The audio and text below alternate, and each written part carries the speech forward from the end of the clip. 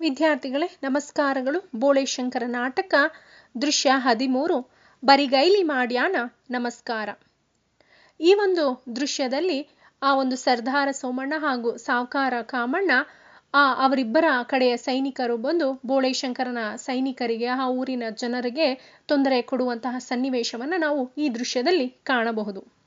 ಜನರು ಓಡೋಡಿ ಬಂದು ಸರ್ದಾರ ಡಬ್ಬೂರಿಂದ ತಮಗಾಗುತ್ತಿರುವ ತೊಂದರೆಯನ್ನ ಬೋಳೇಶಂಕರನಲ್ಲಿಗೆ ಬಂದು ಹೇಳಿಕೊಂಡರು. ಅಂದ್ರೆ ಇಲ್ಲಿ ಡಬ್ಬು ಅಂತಂದ್ರೆ ಸಾವ್ಕಾರ ಕಾಮಣ್ಣ, ಅಂದ್ರೆ ಸರ್ದಾರ ಸೋಮಣ್ಣ ಹಾಗೂ ಸಾವ್ಕಾರ ಕಾಮಣ್ಣ ಇಬ್ಬರಿಂದಲೂ ಅಂದ್ರೆ ಅವರ ಸೈನಿಕರಿಂದ ತಮಗೆ ಆಗ್ತಾ ಇರುವಂತಹ ತೊಂದರೆಯನ್ನ ಬೋಳೇಶಂಕರನ ಹತ್ತಿರ ಬಂದು ಹೇಳಿಕೊಳ್ಳುತ್ತಾರೆ.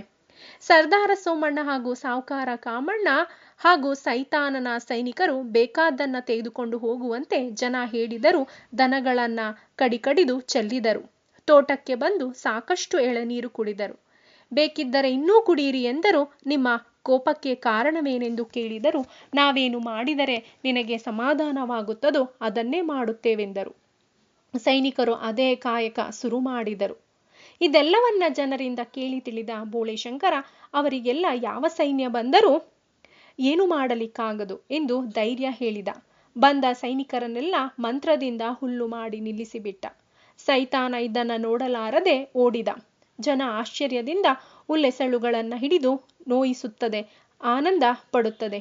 ಯಾರು ಹುಲ್ಲೆಸಳಾಗುವುದಿಲ್ಲವೋ ಅವರನ್ನ ಶಿವನ ಹೆಸರಿನಲ್ಲಿ ಕರೆತಂದು ಉಪಚಾರ ಮಾಡಿ ಎಂದ ಬೋಳೇಶಂಕರ. ಆ ನಂತರ ಇಲ್ಲಿ ಬೋಳೇಶಂಕರ ಕೈಯಲ್ಲಿ ಸೋತ ಮೇಲೆ ಸೈತಾನನ ಪಾಡು ಹಸಿವಿನ ಪಾಡಾಗುತ್ತದೆ. ಅಂತಂದ್ರೆ ಇಲ್ಲಿ ಸೈತಾನ ಏನೇ ಪ್ರಯತ್ನ ಮಾಡಿದ್ರೂ ಕೂಡ ಅದು ಪ್ರಯೋಜನ ಆಗೋದೇ ಇಲ್ಲ. ಇಲ್ಲಿ ಸೈತಾನನಿಗೆ ಆ ಒಂದು ಎಲ್ಲರಂತೆ ವರ್ಷದಲ್ಲಿ ಒಂದು ದಿವಸ ಊಟ ಮಾಡಬೇಕು ಅಂತ ಅನ್ಸುತ್ತೆ. ಸೊ ಹಾಗಾಗಿ ಆ ಬೋಳೇಶಂಕರ ಇರುವಂತಹ ಜಾಗಕ್ಕೆ ಹೋಗ್ತಾನೆ. ಸೈತಾನನಾದರೂ ವರ್ಷದಲ್ಲೋ ಒಂದು ದಿವಸ ನಿಮ್ಮಂತೆ ಊಟ ಮಾಡಬೇಕೆಂದು ಬಯಸುತ್ತಿದ್ದ.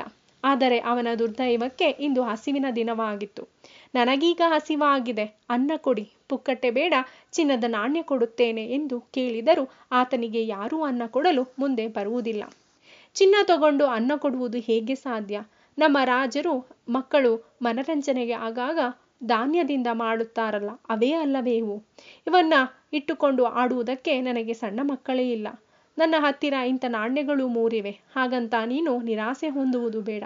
ದೇವರ ಹೆಸರಿನಲ್ಲಿ ಒಂದು ಹೊತ್ತು ಊಟಕ್ಕೆ ಹಾಕುತ್ತೇನೆ ಬಾ ಎಂದು ಜನ ಹೇಳುತ್ತಿದ್ದರು. ಆದರೆ ಸೈತಾನ ಯಾರದೋ ಹೆಸರಿನಲ್ಲಿ ಊಟ ಮಾಡಲು ಸಿದ್ಧನಿರಲಿಲ್ಲ. ಕೊನೆಗೆ ತನ್ನ ಪಾಡಿಗೆ ತನ್ನನ್ನು ಬಿಟ್ಟು ಬಿಡಿ ಎನ್ನುವಂತಾಗುತ್ತದೆ ಸೈತಾನನ ಪಾಡು. ಅಂತಂದ್ರೆ ಇಲ್ಲಿ ದೇವರ ಹೆಸರನ್ನು ಅಂದ್ರೆ ಶಿವನ ಹೆಸರು ಕೇಳಿದ್ರೆ ಸಾಕು ಇಲ್ಲಿ ಸೈತಾನ ಭಯಪಡುತ್ತದೆ.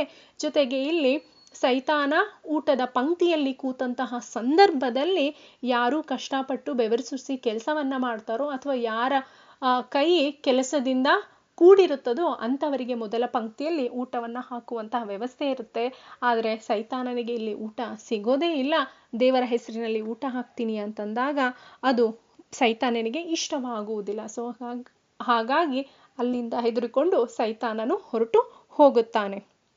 ಇನ್ನು ಇದರಲ್ಲಿ ನೀವು ಅರ್ಥ ಮಾಡ್ಕೋಬೇಕಾಗಿರೋದು ಏನಪ್ಪಾ ಅಂತಂದ್ರೆ ಇಲ್ಲಿ ಬೋಳೇಶಂಕರನ ಸೈನಿಕರು ಎಷ್ಟೇ ಬೋಳೇಶಂಕರನಿಗೆ ಮತ್ತೆ ಸೈನಿಕರಿಗೆ ಇಲ್ಲಿ ಸರ್ದಾರ ಸೋಮಣ್ಣ ಹಾಗೂ ಸಾವ್ಕಾರ ಕಾಮಣ್ಣ ಇಬ್ಬರು ಸೈನಿಕರು ಬಂದು ಇವರಿಗೆ ಎಷ್ಟೇ ತೊಂದರೆಯನ್ನ ಕೊಟ್ಟರು ಅದೆಲ್ಲವದನ್ನ ಇಲ್ಲಿ ಯಾರು ಸಹಿಸ್ಕೋತಾನೆ? ಬೋಳೇಶಂಕರ ಮತ್ತು ಅವನ ಸೈನಿಕರು ಸಹಿಸ್ಕೊಳ್ತಾರೆ.